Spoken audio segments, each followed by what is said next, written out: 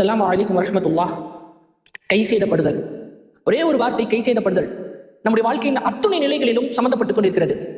பெரியவர்கள் சிறிய வயதுடையவர்களை நோக்கி நான் சிறிய வயதில் இப்படி விளையாண்டிருக்கலாமே, இப்படி படித்திருக்கலாமே என்று யோசித்து கை செய்தப்படுவார்கள். வேலைக்கு போகும் வயதில் நான் இந்த படிப்பை படித்திருக்கலாமே, இப்படியெல்லாம் ஒழுக்கமாக நடந்திருக்கலாமே என்று யோசித்து கை செய்தப்படுவார்கள். அதே போல்தான் நாளை கியாமத்துடைய நாளில் சொர்க்கத்திற்கு சென்ற பிறகு இன்ஷா அல்லாஹ் நம்ம அனைவருக்கும் அந்த பாக்கியத்தை தருவானாக.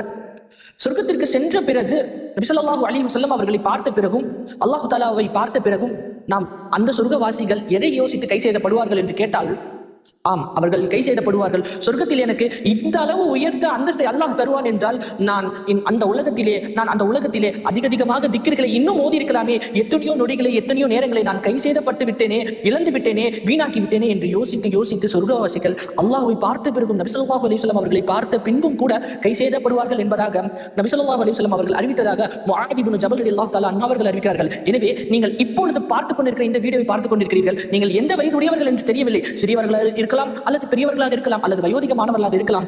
எந்த வயது உடையவர்களாக இருந்தாலும் உங்களுக்கு இன்னும் நேரம் நிர்ணயிக்கப்பட்டிருக்கிறது. எனவே நீங்கள் அதிகமாக அல்லாஹ்வுடைய பெயரை கொண்டும் நபி ஸல்லல்லாஹு அலைஹி வஸல்லம் அவர்களின் மீது ஸலவாத் ஓதுவதை கொண்டும் உங்களுடைய திக்ர்களை அதிகப்படுத்திக் கொள்ளுங்கள். இன்ஷா அல்லாஹ் அந்த கை சேதத்திலிருந்து நாளை சொர்க்கத்தில் உங்களையும் என்னை தவிர்ப்பானாக என்று கூறி விடைபெறுகிறேன். அஸ்ஸலாமு அலைக்கும் வரஹ்மத்துல்லாஹி தஆலா வபரகாத்துஹு.